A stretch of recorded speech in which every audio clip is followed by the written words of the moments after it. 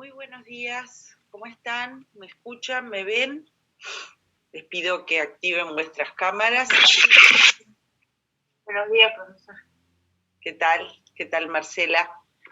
Celeste, gracias por activar vuestras cámaras. Bueno, ¿dudas, preguntas de la clase anterior? Si no tenemos dudas, preguntas, a ver en el chat si ya comenzamos a... Bien. Comenzamos a compartir lo que vamos a ver hoy, que tiene que ver con la organización. A ver cómo hago para ver esto. Modo pantalla completa. A ver, ahí. ¿Están viendo? Sí. ¿Se ve las diapositivas? Sí. Bien. Sí, se ve. Bien. ¿Recuerdan que cuando analizamos el fenómeno societario, comentamos que la sociedad comercial como tal, bueno, se constituye a partir de un contrato, pero también en ese momento del acuerdo de voluntades surge una persona jurídica.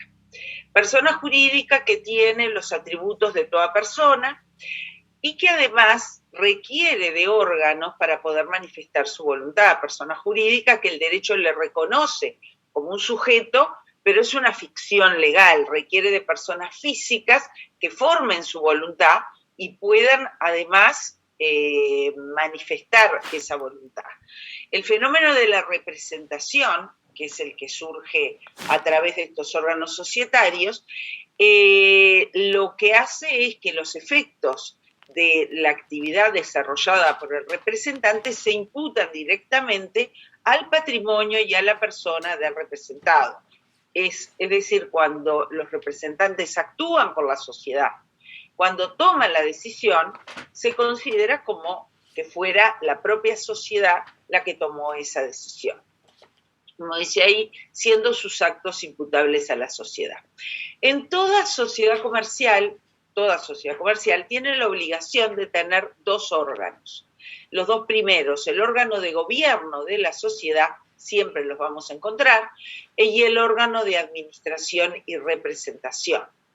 Tan es así que el artículo 159 de la Ley de Sociedades, cuando refiere a causales de disolución de las sociedades, una de las causales es cuando los órganos de la sociedad no están funcionando o no pueden tomar resoluciones. Hay una paralización de la actividad de la sociedad en la medida que los órganos no puedan actuar, no estén conformados, y es una causal de disolución que lleva o entra, hace que la sociedad entre en el camino de la liquidación y posterior cancelación de la persona. En algunas situaciones, la sociedad también tiene un órgano de fiscalización. El órgano de fiscalización se va a dar cuando el propio contrato de sociedad lo prevea. Se pueden encontrar en la práctica con contratos de sociedad donde ya está previsto que tenga un órgano de fiscalización. Los órganos de fiscalización en las sociedades tienen por finalidad controlar al órgano de administración y representación, velar por los intereses de la sociedad, pero también proteger los derechos de los socios. En segundo lugar, durante la vida de la sociedad podrían los socios decidir formar un órgano de fiscalización, y vamos a ver que cuando lleguemos al tipo societario, sociedad anónima, hay una clase de sociedades anónimas que tienen en forma preceptiva la necesidad de contar con un órgano de fiscalización. Veamos el órgano de gobierno de la sociedad. El órgano de gobierno de la sociedad está conformada por los socios. Implica que los socios, cuando toman decisiones, lo hacen por la sociedad. Y son decisiones que no solamente impactan en su propio interés, sino, y por sobre todo, por el interés social, eso que la ley en muchos aspectos regula el interés social y la doctrina se ha cuestionado. ¿De qué estamos hablando cuando hablamos del interés social? Un tema muy complejo en la medida de determinar, y esto es bien importante en la práctica, cada vez que se está tomando decisiones, que las decisiones las toman los socios reunidos con más o menos formalidades de acuerdo al tipo social, si esa decisión puede en alguna medida entenderse que siempre tiene que atender un interés superior a ellos, que es el interés de la sociedad. ¿Por qué digo superior a ellos o independiente de ellos? Porque recuerden que en todo fenómeno empresarial, por hacerlo mucho más amplio, no solamente están involucrados los socios, no solamente está involucrada la sociedad, sino están involucrados los terceros, los acreedores de la sociedad. Y cuando hablamos de acreedores, hablamos del Estado, a través del fisco, los trabajadores, los proveedores, es decir, acreedores comerciales, financieros, etc. No solamente esos acreedores, hoy lo vemos con mucho más habitualidad, lo que implica un fenómeno empresarial en determinado entorno frente a lo externo, lo que tiene que ver con el medio ambiente, con lo que tiene que ver con la llamada responsabilidad social empresarial.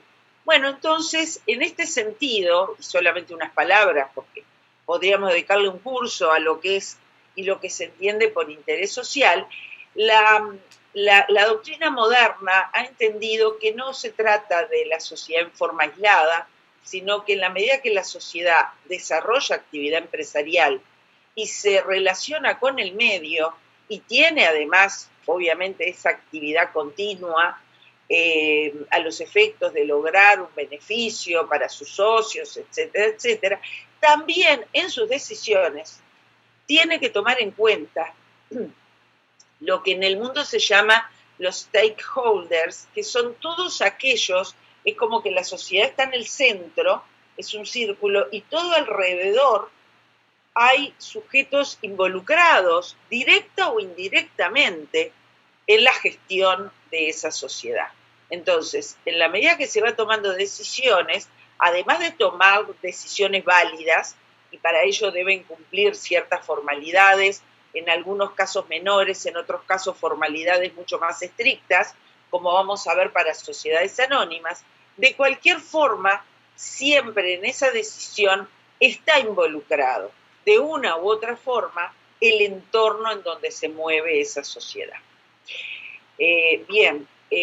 La organización, según el tipo social, como mencionamos, ya podemos ir adelantando un tema que es lo que vendría a continuación de y que vale la pena para poder empezar a entender de qué estamos hablando.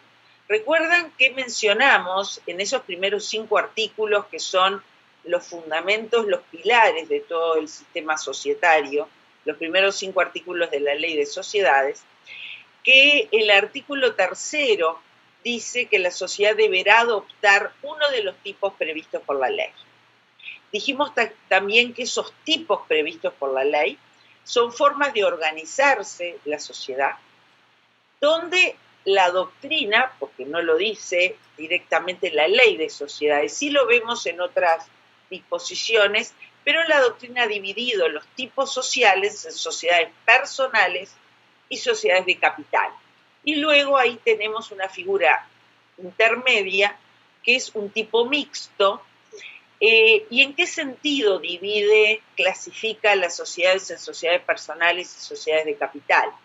Esto tiene que ver cuánto influye en el funcionamiento de la sociedad la persona del socio. ¿Y eso cómo se plasma en la ley? En primer lugar, el involucramiento o la cercanía que tiene el socio en la gestión social.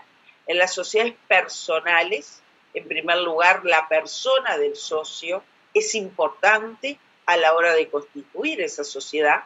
El ejemplo típico es la sociedad colectiva, que es uno de los tipos personales que rige al resto de las sociedades personales, donde si los socios que deciden fundar, constituir una sociedad, tomaron en cuenta las calidades, las cualidades de los otros socios, decidieron que esas cualidades son fundamentales para el negocio, entonces la ley le permite a esos socios estar involucrados mucho más en la gestión diaria, continua de la sociedad. Nosotros recién comenzamos con el gobierno de la sociedad, pero el otro órgano que se encarga de la gestión del día a día de la sociedad es el órgano de administración y representación. Y no hay una verticalidad, no es que primero está el órgano de gobierno, como podemos automáticamente suponer, y por debajo está el órgano de administración y representación. No, en general no hay verticalidad, hay horizontalidad. Cada órgano tiene su competencia y en algunos casos hay una vinculación mayor entre los órganos. Como decíamos, los socios tienen posibilidades de acceder al funcionamiento continuo de la sociedad, que es lo que se da en las sociedades personales. Por otra parte, en las sociedades personales, y en la medida que importa la figura del socio, la cualidad de ese socio cuando se quiere ir de la sociedad, quiere transferir su participación, la ley le establece limitaciones para esa transferencia, dándole posibilidad al resto de los socios que tengan que estar de acuerdo en que ese socio se vaya. Decidimos con 2 personas más hacer una sociedad. No me interesa que mañana entre cualquiera, no. Me interesa que sigan esos socios y si ese socio se va, que me pida autorización y yo voy a decidir si puede o no puede entrar otro de los socios. Entonces, esto es una introducción en lo que tiene que ver con los tipos sociales. Luego tenemos en el otro extremo las sociedades de capital, el tipo representativo paradigmático son las sociedades anónimas, donde, como se dice, ¿por qué sociedad de capital? Porque los aspectos patrimoniales son los que la ley le da mayor importancia, donde los socios tienen muchas más limitaciones a la hora de involucrarse y de tener acceso a la información y a la gestión social, donde el gobierno de la sociedad, y ahora aterrizamos de vuelta en la diapositiva, donde el gobierno de la sociedad está organizado con mucha formalidad, muy estrictas esas formalidades que al no cumplirse determinan la nulidad del acto que cumplen los socios. Eso lo vamos a ir viendo para cada tipo social, pero es importante que desde ahora ya visualizan, porque ustedes recordarán, no sé si fue en este curso que lo mencioné, pero vale la pena, que cuando aborden el fenómeno societario que está regulado básicamente en la ley 16.060, es bien interesante que ustedes vayan al índice de la ley y ver cómo está la arquitectura de esa ley. ¿Por qué decimos esto? En primer lugar, la ley fue proyectada por 3 docentes, 3 profesores de la Facultad de Derecho Comercial, y donde le imprimieron uno de los autores, una de las autoras es la profesora Nuri Rodríguez, que ustedes deben conocer sus manuales, sus libros, gran profesora de la materia, con un gran sentido didáctico y pedagógico. Entonces la ley los va llevando. Pero es importante ver cómo está conformada esta ley. Esta ley tiene 4 grandes capítulos. El primer capítulo, que es la normativa general, aplicable a todos los tipos sociales. Luego tenemos un segundo capítulo, que es el que tiene la mayor cantidad de disposiciones, que regula los tipos sociales. Los tipos sociales como forma de organización de la sociedad, donde además se establece el funcionamiento, pero también la responsabilidad de los socios frente a los pasivos de esa sociedad. Está dividido en ese sentido. Y esos tipos sociales que están solo admitidos los previstos en la ley, que son la sociedad colectiva, capital industria, en comandita por acciones, las sociedades de responsabilidad limitada y las sociedades anónimas. A partir de septiembre del año 2019 se ha creado un nuevo tipo social, que son las sociedades por acciones simplificadas o SAS, hoy tan en el tapete y que han de alguna forma impactado y generado una especie de revolución en los pilares fundamentales del derecho societario. Y esos tipos sociales se van a regir por las normas previstas en ese capítulo segundo, pero en lo no previsto hay que recurrir al capítulo primero, que es general para todos los tipos sociales. Luego tenemos un tercer capítulo que regula dos fenómenos asociativos que no son sociedades comerciales, que son los grupos de interés económico y los consorcios. Si tienen la ley a la vista, después chequéenla, porque es interesante. Además, por ósmosis y por memoria visual, cuando les decíamos que tienen que tener la ley con ustedes, porque es una forma de seguir adelante, y la propia ley los va llevando. Ese tercer capítulo que regula, como les decíamos, dos fenómenos asociativos que no son sociedades comerciales, que son contratos, pero que además en el caso de los grupos de interés económico también son sujetos, personas jurídicas, están regulados en algunas disposiciones muy puntuales. Y finalmente tenemos un cuarto capítulo que se denomina disposiciones transitorias, que de transitorias tiene muy poco, porque se siguen aplicando hoy por hoy y la ley es del año 1989. Y lo que más importa en esto que tengan claro, qué pasa si en la práctica, cuando ustedes salgan a trabajar en esto, si se van a dedicar al tema societario y asesorar, bueno, ¿qué pasa con las sociedades constituidas con anterioridad al año 1989? Y se van a encontrar con muchas en la vida. Parece que no, pero hay muchísimas sociedades creadas en las primeras décadas del siglo XX que están funcionando. Bueno, hay que saber qué se le aplica. Pero bueno, esto fue una digresión en esta clase, pero aproveché para ya hacer la introducción de lo que viene en las próximas, porque en la clase que viene vamos a analizar el fenómeno de sociedades extranjeras, pero luego ya ingresamos directamente a estudiar los tipos sociales. Tipos sociales que, como decíamos, y siguiendo un poco la doctrina, en sociedades personales y sociedades de capital. Las sociedades personales no las vamos a dar en las clases sincrónicas, las van a encontrar ustedes, tienen un video ya incorporado a la plataforma y tienen las diapositivas sobre sociedades personales. Lo que sí vamos a tratar en estas clases son las SRL, las sociedades anónimas, también de SAS. Les vamos a incorporar un video de esa clase, más allá de que algo vamos a hablar en la clase sincrónica. También ya aprovecho, ya que nos fuimos un poquito del tema que estábamos analizando, el próximo, después de el receso, tenemos el parcial. No recuerdo si es el lunes o el miércoles, después del receso. Si no me equivoco es el lunes, ¿no? Es el lunes 27 después del receso.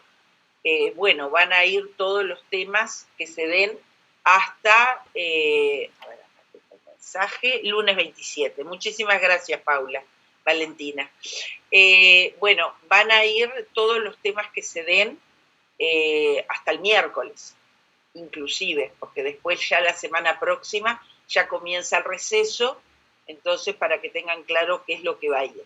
Pero después del receso y después del parcial vamos a ingresar en los tipos sociales y ya les decimos lo que está incluido.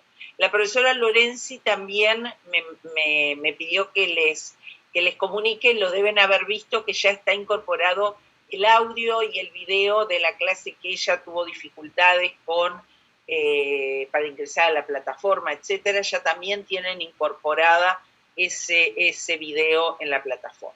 Bien. ¿Seguimos? Profe, una consultita. ¿El parcial es de desarrollo o es múltiple opción? No, es múltiple opción. Es múltiple opción. Bárbara. De nada. Una cosa importante, el parcial, el día del parcial, por un tema que estamos, no, iba a decirles algo, pero por ahora no está decidido, así que no los quiero confundir. Nada. El lunes lo que hacen ustedes, se les va a, tienen que ingresar a la plataforma EVA, van a ver un archivo que dice primer parcial, ustedes tienen que ingresar ahí y capaz que ya tienen experiencia con otras materias, y a partir de las 8 de la mañana va a estar habilitado para que todos puedan hacer el parcial. Comienzan, van a tener un plazo máximo para hacerlo, luego un periodo de gracia para también poder revisar, y luego automáticamente se va a enviar el resultado, o sea, se va a cerrar, se manda a la plataforma y a los pocos minutos tienen los resultados del parcial. Bien, ¿alguna duda? Porque ahora es importante, así ya van, como no nos vamos a ver por esas 2 semanas, igual el miércoles tenemos clases, si tienen alguna duda respecto a a este tema, seguimos. Bien. A ver, acá tenemos alguna cosa en el chat. Las mal contestadas descuentas, sí, van a restar, va a decir cuánto les va a restar. Las bien contestadas van a tener 12 puntos, las correctamente contestadas, las mal contestadas restan, se les va a establecer cuántos puntos le resta, y las no contestadas, 0. A ver, por acá tenemos alguna otra pregunta. ¿Es secuencial? Pueden volver para atrás, si esa es la duda, pueden volver y revisar durante el parcial para atrás. Solo un intento, es decir, ustedes inician a las 8 y una vez que se cumple el plazo, se cierra el cuestionario y no pueden ingresar nuevamente en un nuevo intento, pero sí pueden ir para atrás. Para atrás pueden irse, no hay problema. Bien, entonces seguimos con esto. Nos quedamos en el segundo punto, que la organización del gobierno de la sociedad depende del tipo. Y podemos decir que tiene una competencia general este órgano de gobierno, y es fijar los grandes lineamientos de actuación de la sociedad. Vamos a ver que además de lo que prevé en cada tipo social, qué materia trata el órgano de gobierno, también y en forma residual, el órgano de administración y representación puede someter otros temas a consideración del órgano de gobierno. La ley de sociedades, y siendo un órgano y siguiendo con la teoría o adhiriendo a la teoría del órgano, que ustedes deben haber visto en alguna materia de derecho público, las resoluciones se toman en muchos casos en función de mayorías previstas en la ley o el contrato, y esas mayorías obligan, una vez resuelta el tema, obligan a todos los socios y a la sociedad, que es lo más importante. Bien. Pasemos al órgano de administración y representación. La administración tiene que ver con el funcionamiento interno de la sociedad, tiene que ver con, no en su actuación externa, sino en la toma de decisiones del funcionamiento, de la forma de llevar a cabo la gestión social. Cuando la sociedad se tiene que vincular con terceros, se requiere que actúen los representantes de la sociedad. ¿Quién tiene la representación de la sociedad?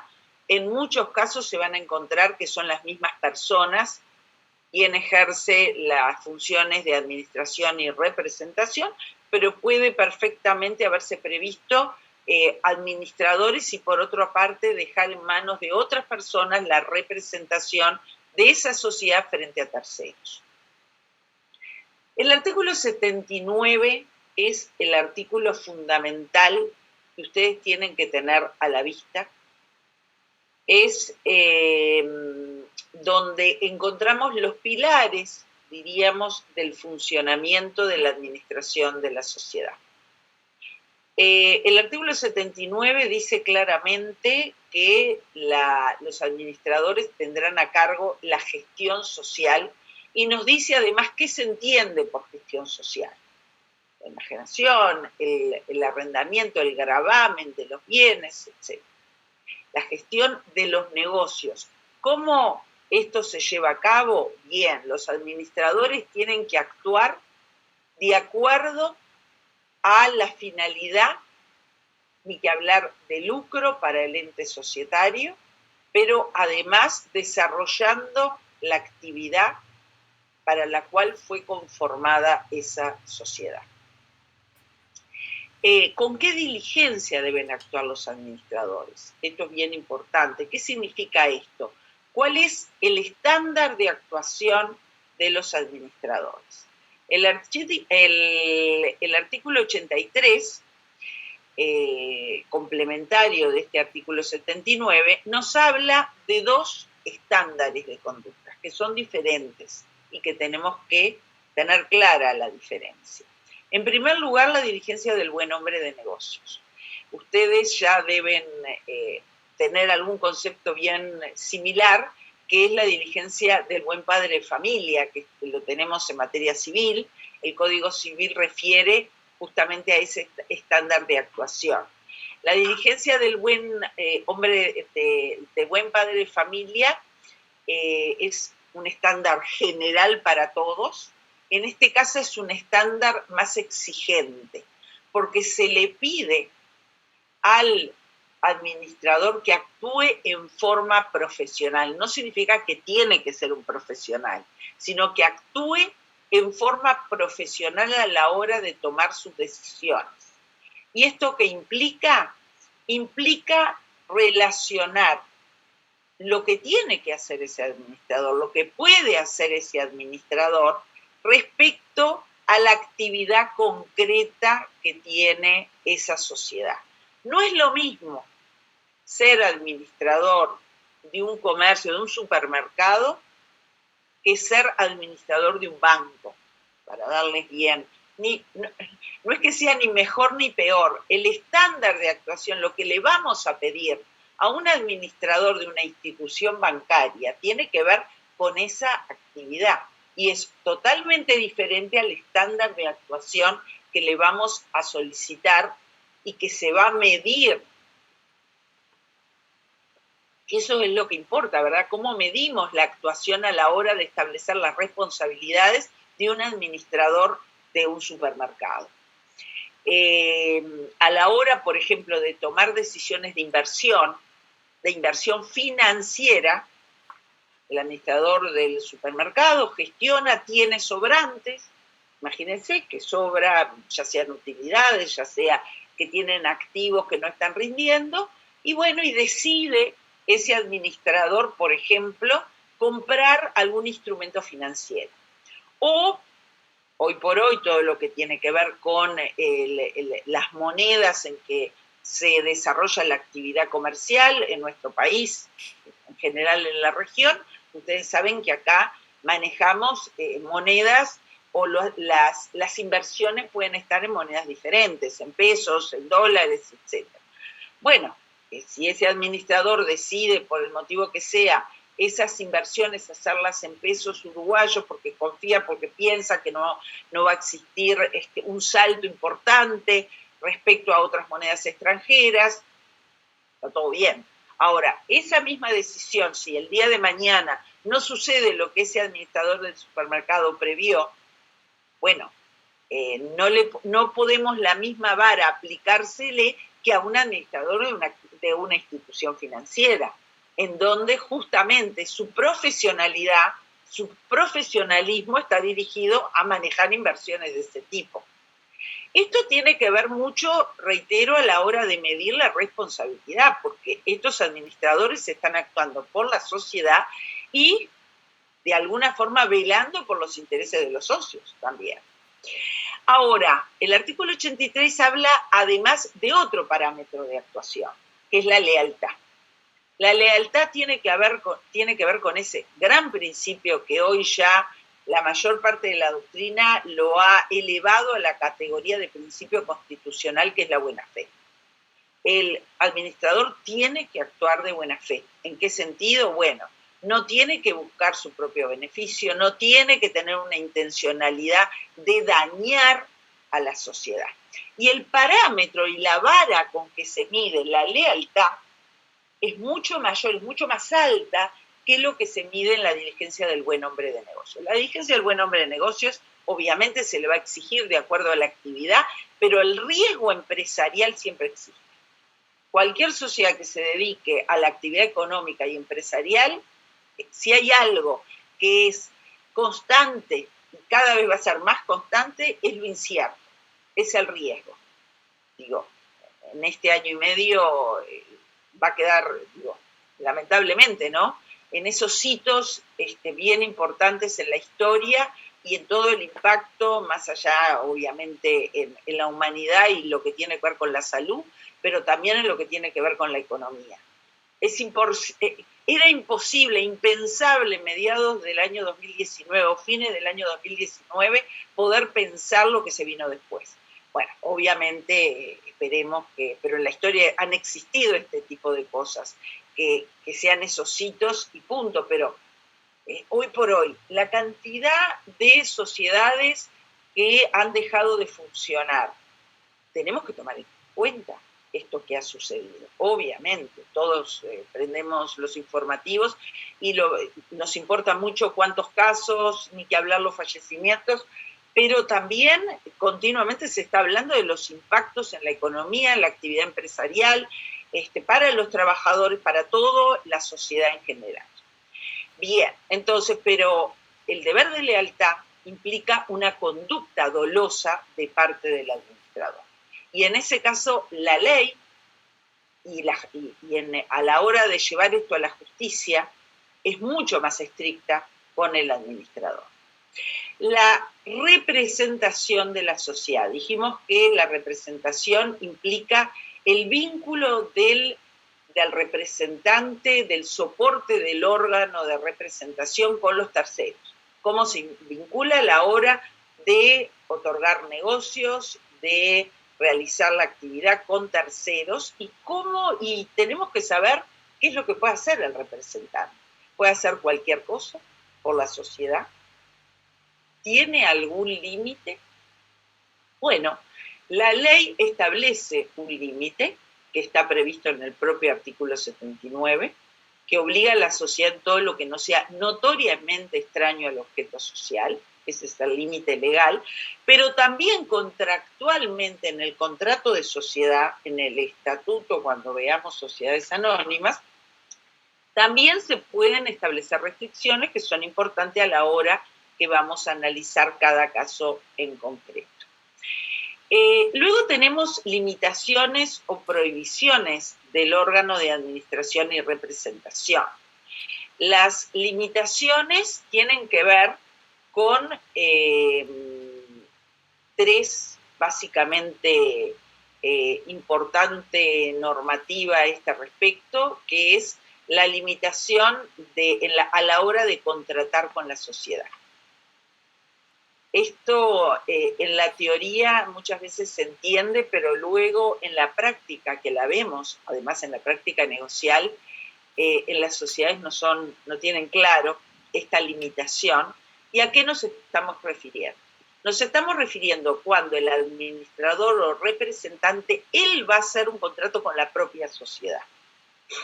El artículo 84 distingue dos situaciones: en el giro normal de los negocios o fuera del giro normal de los negocios.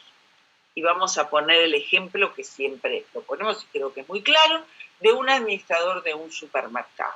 ¿Qué dice la ley? A la hora de que ese administrador o representante contrate con la sociedad en actividad que forme parte de su giro. ¿Qué quiere decir esto? El administrador representante terminó su jornada de trabajo o durante su jornada o lo que fuere, agarra el carrito como cualquier tercero y va por las góndolas comprando. En ese caso la ley dice no hay problema, tiene que hacerlo igual que cualquier tercero. Sabemos que pueden haber políticas de cada empresa donde le da beneficios, etcétera, pero eso obviamente está admitido. Y después tendría, pero como no hay ninguna sanción, no lo vemos en la práctica, comunicar al resto de los socios su actividad o ese relacionamiento que tuvo con la sociedad. El artículo 84 distingue también en aquella actuación fuera del giro. Ejemplo, del supermercado. El supermercado tiene 4 camionetas de reparto, no se dedica a comprar y vender camionetas, pero un buen día dice, voy a vender una de ellas por renovación, por lo que fuera. Y el administrador lo va a comprar. O puede vender un inmueble y decide hacer el contrato, sociedad le vende porque forma parte del patrimonio y el administrador es el que compra. Bien, en este caso lo puede hacer, pero requiere previamente que lo autoricen los socios bajo pena de nulidad. Y esto es bien complicado, porque muchas veces simplemente no es que tengan ninguna intencionalidad, no conocen esta disposición, nos encontramos frente a contratación de este tipo y la consecuencia es la nulidad. Antes de seguir adelante, es importante una cosa que no quedó aclarada. Cuando hablamos de los soportes de los órganos de administración y representación, no estamos hablando de trabajadores.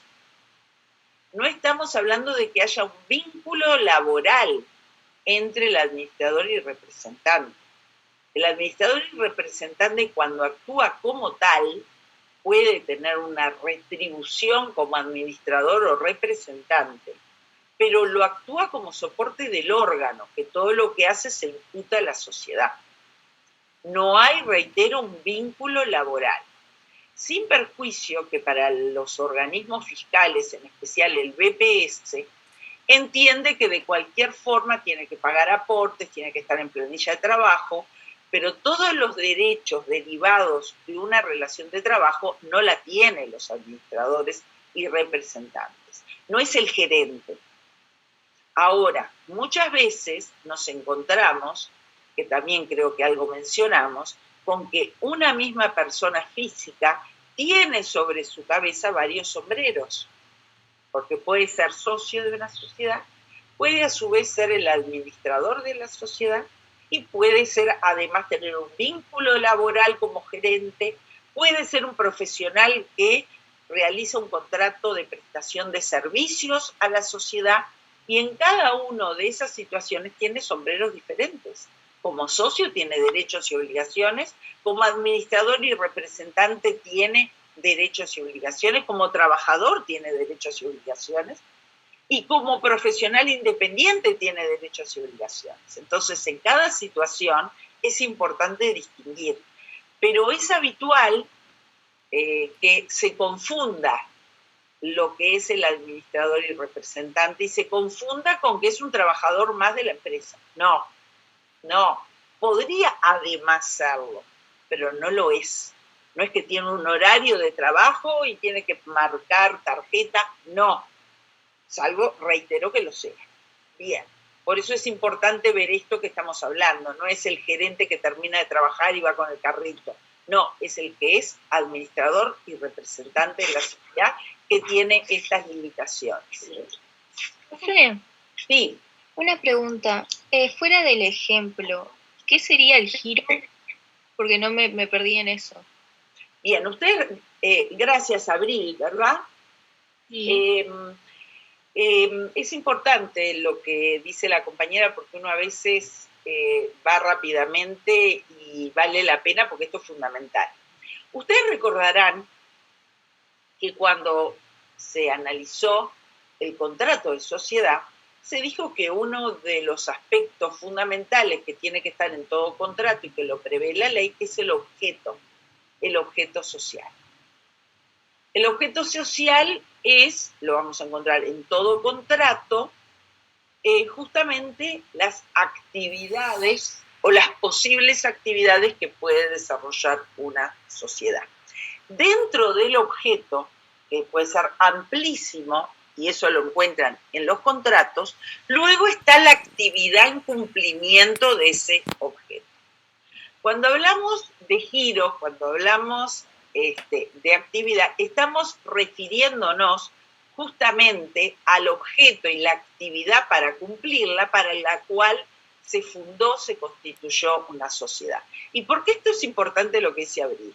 Porque va de la mano con lo que puede hacer o no puede hacer el administrador y el representante.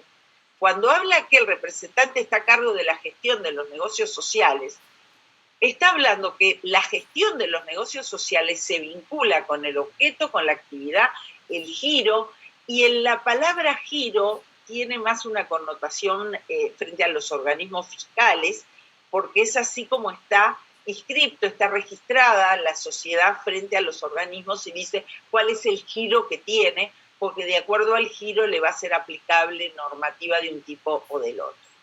Pero también ese objeto o actividad, fíjense que limita lo que pueden hacer los administradores y representantes cuando la ley en el artículo 79 dice: el administrador obligará a la sociedad en todo lo que no sea notoriamente extraño al objeto social. O sea, no alcanza con que sea extraño el objeto social, sino notoriamente extraño al objeto social.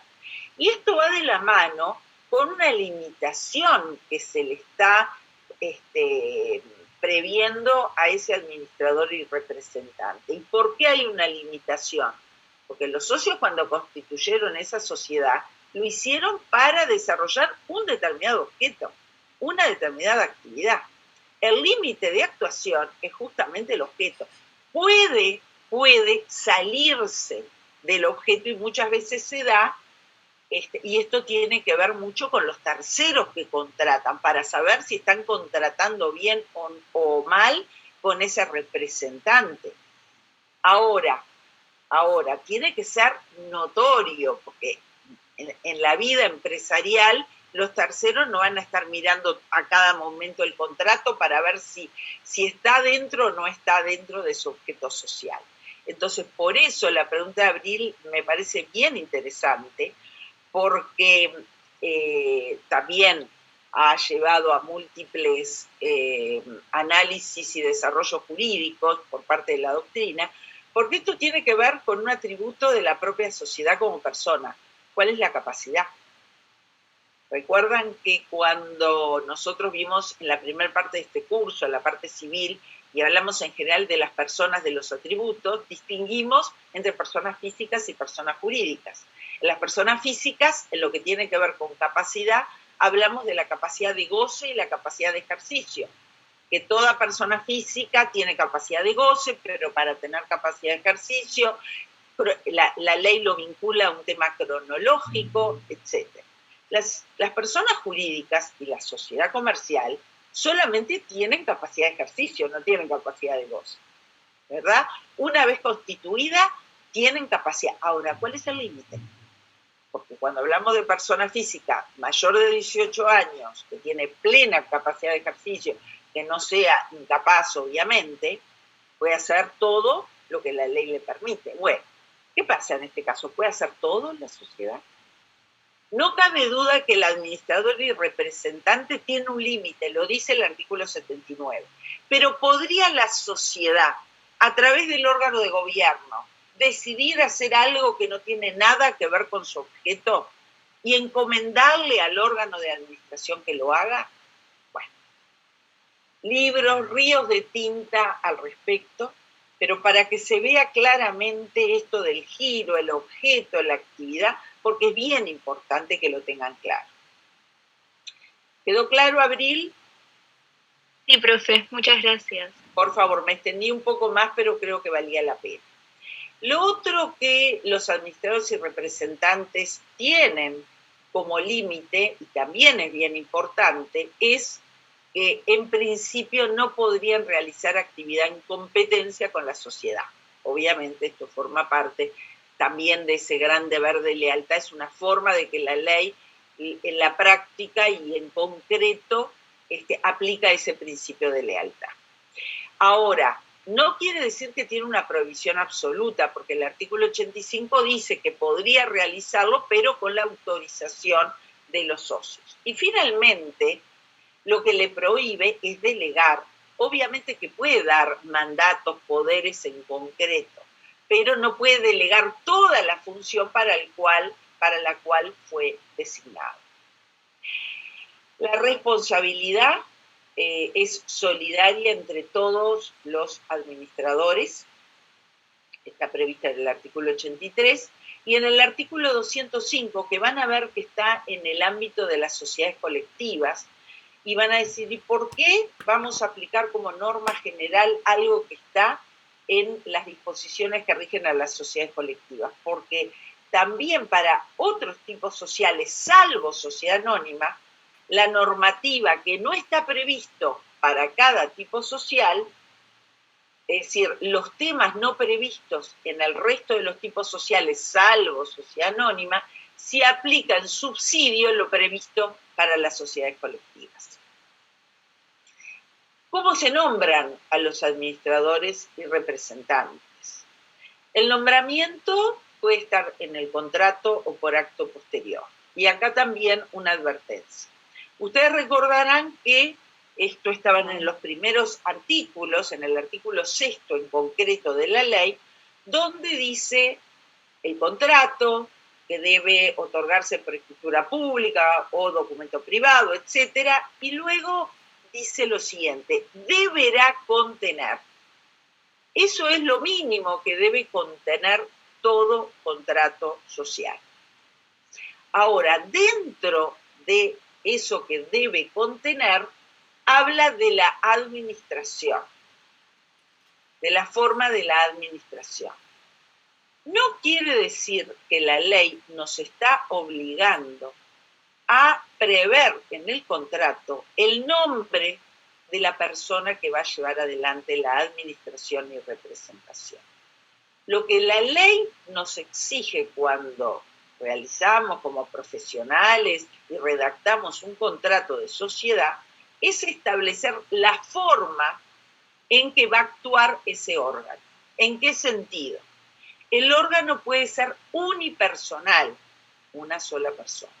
Cuando es pluripersonal el órgano, está conformado, dice por ejemplo el contrato, el órgano de administración y representación estará conformado por 5 miembros, por 3 miembros, tiene que también preverse cómo van a actuar cuando es pluripersonal. Si van a actuar indistintamente, cualquiera de ellos puede representar a la sociedad. Esto tiene influencia básicamente cuando se vinculan con el exterior. O, por ejemplo, dice, en cada acto tienen que actuar conjuntamente por lo menos 2, o todos conjuntamente. Entonces, eso es lo que sí tiene que estar en el contrato. Si no dijera nada, se entiende que es indistinto. El nombre de quién va a ser el administrador y representante no lo exige la ley. Y yo agrego, no es conveniente. ¿Por qué no es conveniente? ¿Por qué no sería conveniente prever el nombre de quién va a ser el administrador y representante? Profe. Sí. Buen día. ¿No sería conveniente por el hecho de que esa persona luego puede variar y bueno, pues el contrato no estaría, hay que no lo hacer dejaría? todo un cambio de contrato, claro. Ahí queda bien. Claro. Bien, Melanie. Hay que hacer, si por esas cosas el administrador fallece, renuncia, lo quieren remover, implica, y este concepto es fundamental, modificar el contrato. La modificación del contrato está prevista en el artículo 10 de la ley. Y es bien importante porque la modificación del contrato se tiene que hacer con los mismos requisitos que la constitución de la sociedad. Entonces, si fuera una sociedad colectiva, tienen que otorgar por escrito la modificación e inscribirse en el registro. Si fuera una SRL, además va a tener que hacer publicaciones. Todo ello tiene un costo económico importante y además lleva los plazos. Lleva un tiempo. Y el artículo 10, que subrayenlo con rojo, porque es fundamental, dice que hasta que no se cumplan todos los requisitos, las modificaciones no son oponibles ni a la sociedad, ni a los socios, ni a los terceros. Entonces, mientras no terminamos con ese procedimiento, la sociedad se quedó sin administrador y no puede actuar, no tiene otra opción. Entonces, no es realmente conveniente que surja. Entonces, como bien dice ahí, podría estar en el contrato y si no, por acto posterior. ¿Quién lo designa? Siempre el órgano de gobierno. Vamos a tener una sola excepción en sede de sociedades anónimas, que lo veremos después. Pero es el órgano de gobierno el que nombra al administrador, el que remueve al administrador, el que establece la remuneración que va a tener el administrador. Son los socios en el órgano de gobierno. En el caso que fuera con posterioridad, lo único que hay que hacer es inscribir esa decisión en el registro de personas jurídicas, en la sección de Registro Nacional de Comercio, donde nos encontramos que al artículo 86 de la ley, que tuvo una modificación posterior en la ley 17.904 y que nos dice, justamente, establece esa necesidad de notificación. ¿Por qué? Obviamente para darle publicidad a quien es, ¿verdad?, el representante, el administrador y representante de la sociedad. Esto es importante porque si no se inscribe, esto apareja la inoponibilidad, la ineficacia frente a terceros de los actos o contratos celebrados por directores o administradores no inscriptos. Es cierto, puede haber un periodo ahí en que el tema de la inscripción, esto también provocado por la pandemia y por el cierre de las oficinas públicas que tuvimos, cierres importantes, también aparejaron problemas, las demoras en todos los temas de los registros, pero bueno, en general, obviamente es un trámite mucho más rápido que tener que modificar el contrato. Las condiciones para ser administrador o representante las encuentran en el artículo 80-82. También, ojo, porque puede ser administrador o representante una persona jurídica. Una sociedad comercial puede tener como representante otra sociedad comercial. Obviamente siempre por la persona jurídica, administrador y representante va a tener que actuar una persona física, que va a ser su representante de esa persona jurídica. Es bastante habitual que nos encontremos con esto. Bien, antes de pasar a la fiscalización, déjenme ver la hora, estamos bien. Un minuto, a ver si puedo, acá. Un minuto, voy a ir a buscar la ley, ya vengo.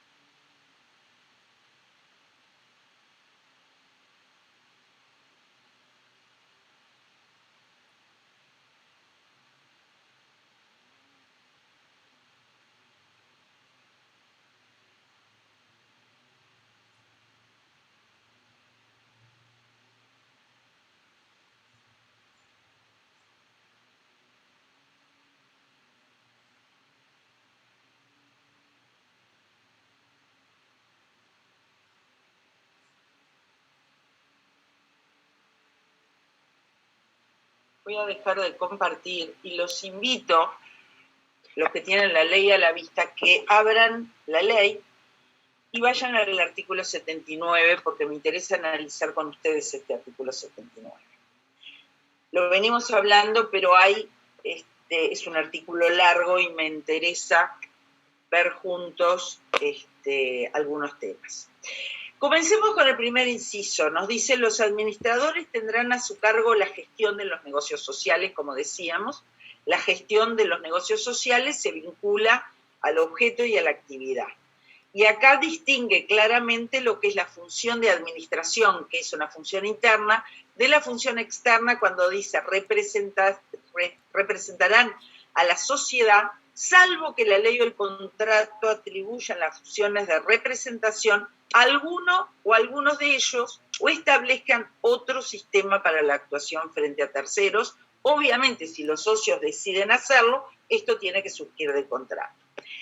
Fíjense lo que dice el segundo, se entenderán comprendidos dentro de los actos de gestión, nos da una idea, no significa que solamente eso, el arrendamiento, el gravamen y la enajenación de los bienes de la sociedad. Obviamente lo que está gestionando el administrador son los bienes de la sociedad, el patrimonio de la sociedad.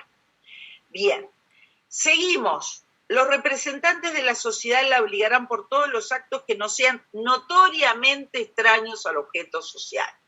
Acá el legislador hay que tener claro cuál es el estándar de actuación y cuál es el límite de actuación de los representantes.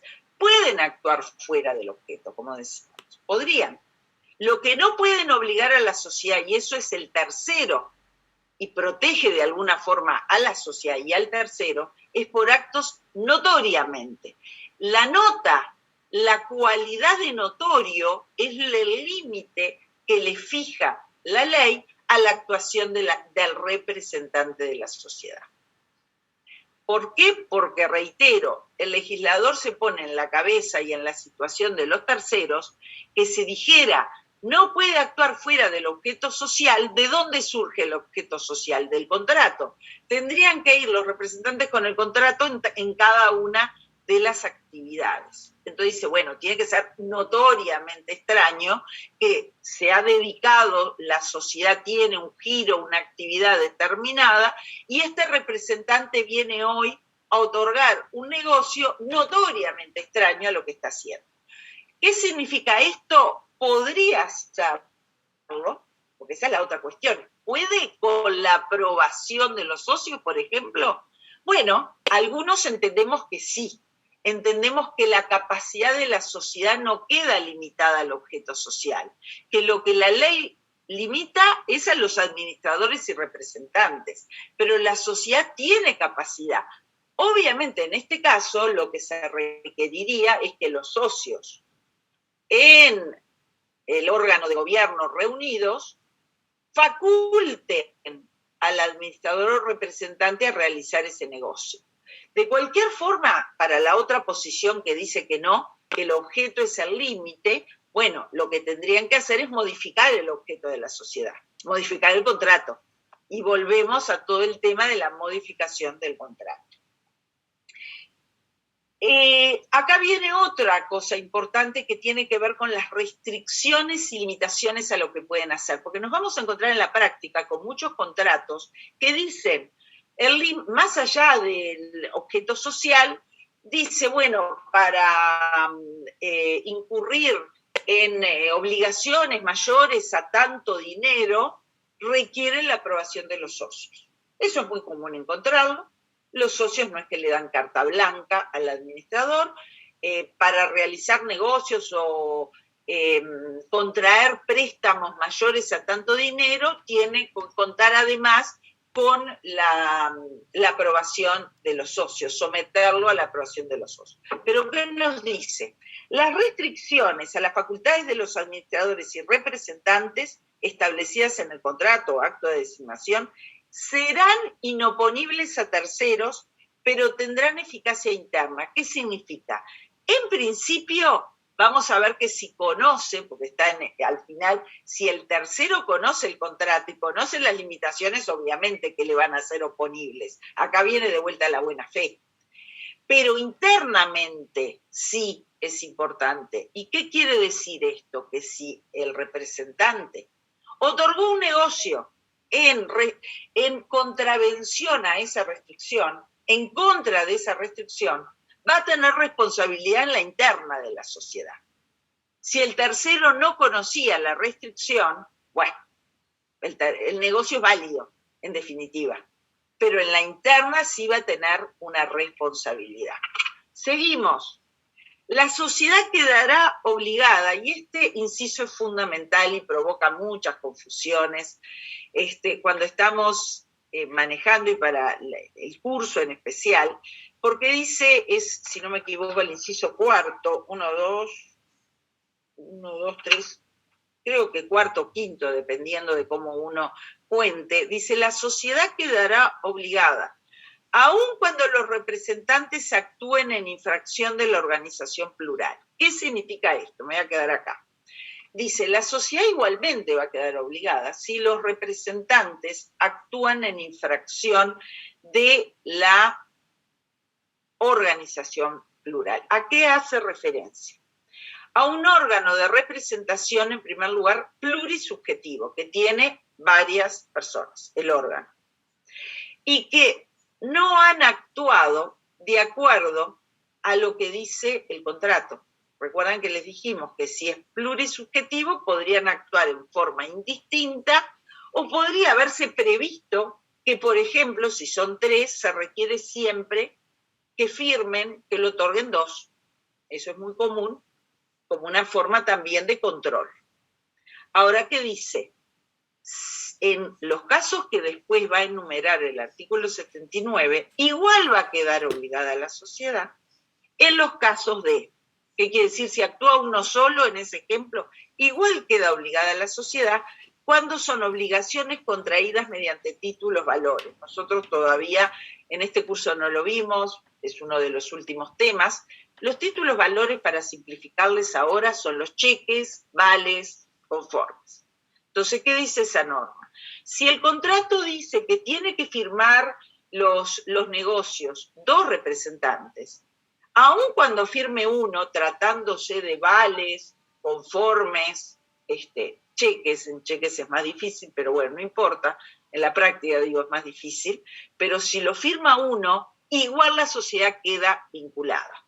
Cuando lleguemos a analizar los títulos valores, estos en especial, que son de contenido dinerario, y los que tienen alguna experiencia empresarial, sabrán que los títulos valores tienen la ley de circulación es muy simplificada, lo que justamente se busca es que tenga una circulación estos títulos en los negocios, en la vida empresarial, y si cada vez que el órgano de representación va a firmar un vale, va a firmar un conforme, se le exigiera al tercero que va a recibir ese documento que revise el contrato y vea a ver cuántos tienen que firmar, estaría atentando contra esa agilidad y esa circulación que se pretende en esos documentos. Por eso la ley dice, bueno, en esos casos igual la sociedad va a quedar vinculada. Títulos valores, contratos entre ausentes, porque no, obviamente se puede dar que no estén en el mismo lugar, y toda la contratación eventualmente de hoy lo que vivimos, que no hay posibilidad, acá lo que busca el legislador es dar esta solución porque no hay posibilidad de controlar el documento. Contratos de adhesión o concluidos mediante formulario. Siempre lo que busca acá el legislador es facilitar la contratación y proteger a los terceros en este tipo de negociaciones. Tomarlo eso en cuenta, que igual la sociedad va a quedar obligada. Y dice, los 2 casos de los 2 incisos anteriores, restricciones o esto, que es una excepción a la actuación plural, igual la sociedad queda obligado. En los casos de los 2, la sociedad no queda obligada cuando el tercero tenga conocimiento. No, acá está mal. Esta versión está mal. ¿Ustedes tienen la ley ahí? Sí, yo la tengo del INPO y dice lo mismo. En los casos de los 2 incisos anteriores, la sociedad no quedará obligada cuando el tercero tenga conocimiento de la infracción. ¿Está mal? Está mal. Cri, cri. Porque es obvio, si el tercero conoce, ¿verdad? Conoce la infracción, conoce las restricciones, la sociedad queda obligada. Qué raro. No, yo tengo también no estoy directamente, hay que verlo en el Parlamento. La verdad que bien interesante. Espero que sea esto. No, bien interesante. Bien. Porque justamente quería llegar al final y dije, ¿qué es esto? ¿Está mal? Bien. Bueno. También. Yo tenía una duda, que capaz que en el caso de que actúen cuando son varias personas, ¿no? Pluri, y actúan en el caso de que usted dijo del título valor de un cheque, que firma uno y no firman los dos, igual tiene valor. Yo les decía que en el contrato es que pueden, o sea, si pueden actuar indistintamente, se entiende. Ahora, si en el contrato dice de que tienen que actuar en conjunto, no, y firma uno, en esa situación, igual es válido. O sea, y válido es siempre, el tema es quién se obliga, porque si actuaron en cualquier contrato en infracción, los que va a quedar obligados son los representantes, pero no la sociedad. Ahora, en estos casos, queda igual la sociedad. Yo le decía que en teoría los cheques se puede dar, en la práctica es casi imposible, es de laboratorio. ¿Por qué? Porque cuando se va, también lo vamos a analizar cuando lleguemos a contratos, para tener una chequera en un banco, debe primero firmarse un contrato de cuenta corriente. Cuando va a firmar la sociedad, porque es la sociedad la que va a abrir la cuenta, le van a pedir, el banco siempre le pide el contrato, justamente. Y ahí va a tener, el último inciso, va a tener noticia y conocimiento de la restricción. Entonces ahí le va a exigir que el cheque, para que lo pueda pagar, en ese caso tienen que firmar dos, si no le va, como se dice vulgarmente, rebotar el cheque, no lo va a pagar.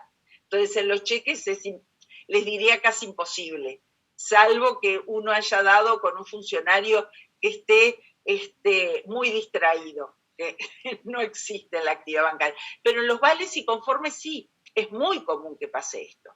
Ojo, en muchos casos la sociedad igualmente lo paga y asume la obligación, pero se dan muchísimos casos que no lo hace y dice no, podría no decirlo, no, porque faltó, no es una excusa, salvo que se pruebe que ese tercero conocía la restricción.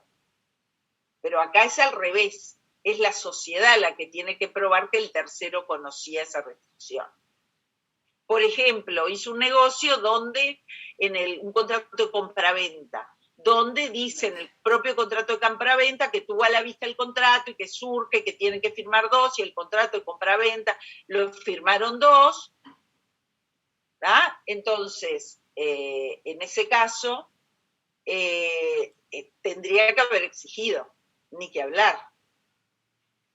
Esperen que creo que ahora cuando puse este ejemplo, Marcela, sí, creo que está bien. Está bien la ley que yo leí. Les pido disculpas, pero bueno, vieron, será la hora de la mañana. ¿Cuál es el sentido? ¿Cuál es el sentido? Dicen los casos, porque vieron que en los dos casos anteriores nos dice que la sociedad no queda obligada. Ahora, cuando estaba haciendo el ejemplo, gracias Marcela, porque por las dudas que quedaran con una conclusión inadecuada. Fíjense cómo a veces nos podemos confundir cuando leemos una ley, por eso es tan importante ir directamente a la fuente y saber leerla.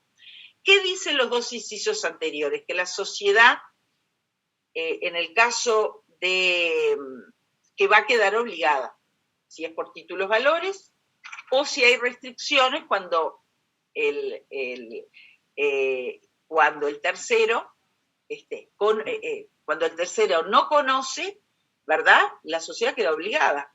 Es lo que veníamos diciendo, pero al revés. Pero acá, ¿qué nos dice? Si el tercero conoce la restricción, en el ejemplo, por eso cuando le puse el ejemplo a Marcela y me di cuenta, la sociedad no va a quedar obligada, a pesar de lo que dice los dos incisos anteriores. ¿Entendieron algo de esto? O, como dicen, no aclares que oscureces. Lean, por eso quería con ustedes leerlo, Inciso dice, las restricciones a las facultades de los administradores establecidas en el contrato serán inoponibles a terceros. Si hay una restricción, en principio esa restricción no es oponible, pero si el tercero conoce esa restricción, la sociedad igualmente queda obligada. Y lo mismo en los títulos valores, la sociedad no va a quedar obligada, ¿verdad?, en esos casos, salvo que el tercero conozca la restricción. Y cuando estábamos hablando del cheque o del vale, dije, si el tercero conoce la restricción y aceptó que le firme solo uno, ¿verdad?, conociendo, la sociedad no va a quedar obligada. Es un problema ya del tercero, ahora sí. Discúlpenme. Sí, bien leído. Ay. Bien. Solo quiero terminar con esto. Así, respecto a la organización, el órgano de fiscalización, porque ya lo dijimos, puede estipularse en el contrato, con posterioridad podrían decidir formar un órgano de fiscalización, lo que llevaría a la modificación del contrato. Es preceptiva la existencia del órgano de fiscalización en algunos casos previstos para SRL y sociedad anónima, que lo vamos a analizar cuando lleguemos a esos tipos sociales. Y si no me equivoco, esta es la última, ¿sí? Bueno, ahora sí, dudas, preguntas.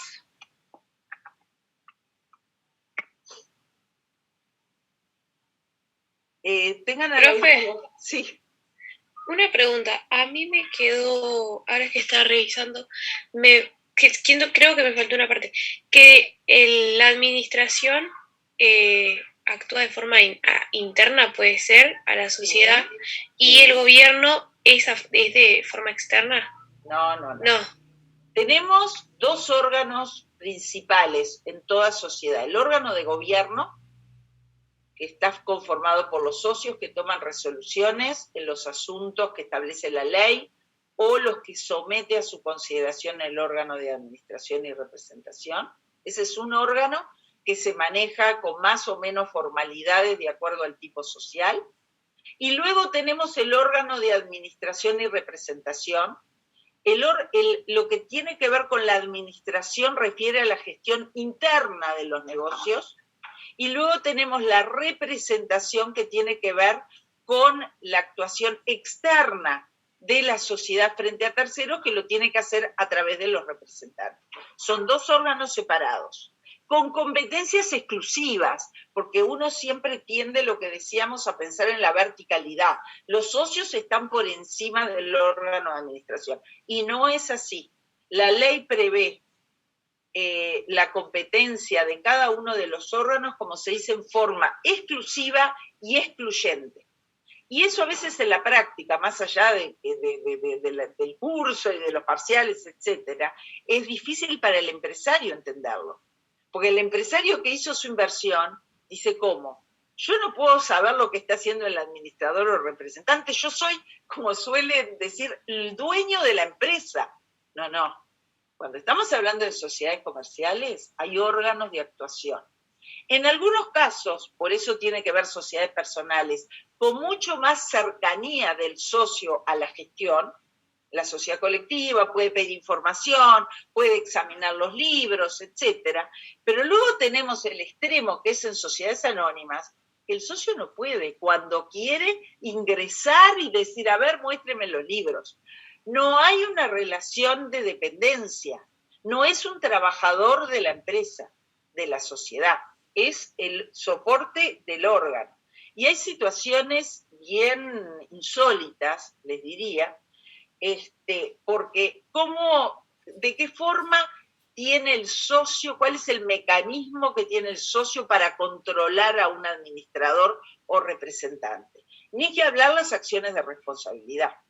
Pero hay otra cosa que no la damos en este curso, simplemente voy a darles los titulares, porque eso sí es básicamente procesal, tiene que ver con actuación judicial, que es la intervención de la sociedad. Para que los socios puedan acceder a información, para que los socios puedan realmente, en algunos casos, responsabilizar y remover a los administradores, tienen que pedir una intervención judicial, tienen que ir al juez y decirle, mire, señor juez, el administrador, y se lo prueba, obviamente, el señor tal como administrador, representante, me ha causado daño y sigue causando daños a la sociedad. Yo le pido que intervenga, nombre un interventor, que es un tercero, un auxiliar del juez, y hay grados de intervención. El grado más importante es remover al administrador. Uno dice, pero a ver, los socios no lo pueden remover. Sí, lo podrían, pero imaginen que no se ponen de acuerdo, porque se requiere ciertas mayorías, que no se ponen de acuerdo. ¿Cómo hacen para removerlo o para directamente controlar lo que está haciendo? Tiene que ir en un proceso judicial. Entonces, nos ha pasado de realizar procedimientos judiciales patrocinando a un socio en una sociedad anónima, donde además el socio dice, yo no puedo creer que yo no pueda entrar a mi empresa cuando sé que está realizando actos fraudulentos o que está dañando a la sociedad. Y no puede. No puede, y eso cuesta entenderlo en el diario vivir empresarial. También hay que tomarlo en cuenta cuando, como asesores, y ustedes lo van a hacer, se enfrentan a vuestros clientes que quieren comenzar una actividad utilizando una sociedad comercial, a través de esa forma, y tienen que decidir y aconsejarle cuál es el mejor tipo social. Entonces, hay que tomar en cuenta, en algunos tipos sociales, como las sociedades colectivas, personales, hay una posibilidad de acceso más fácil del socio a la gestión. Pero en general las sociedades personales, lo vamos a ver, hoy casi no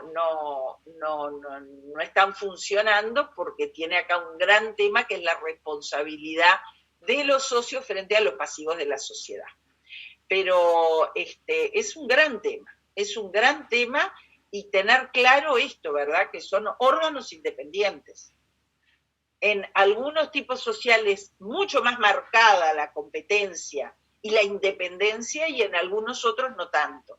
Pero esa verticalidad no existe. Hay controles, además, entre ellos, porque el administrador, por ejemplo, en el caso de una sociedad anónima, puede impugnar una resolución de asamblea, que la asamblea es donde se reúnen los socios. El administrador puede ir al juez y decir, señor juez, se tomó una decisión contraria a la ley, a lo que sea. Entonces, para que vean bien claro que hay controles recíprocos, pero hay mecanismos legales de control, pero no es en una situación que imaginamos que es un empleado, que lo echamos, que se va. No. Estamos hablando de otra cosa. ¿Preguntas, dudas? Bien. Gracias, profe. A las órdenes. Bueno, nos vemos el miércoles. Vamos a dar sociedades constituidas en el extranjero, artículos 192 y siguientes, que hasta ahí va a ir para el escrito. Puede ser que si el tiempo da, comencemos con las sociedades de responsabilidad limitada, pero aunque se comience, no va para el escrito. Va desde el principio hasta sociedades constituidas en el extranjero. Punto. ¿Sí? Bien, nos vemos el miércoles. Que pasen bien. Muchas gracias, profe. Igualmente. Chau, chau.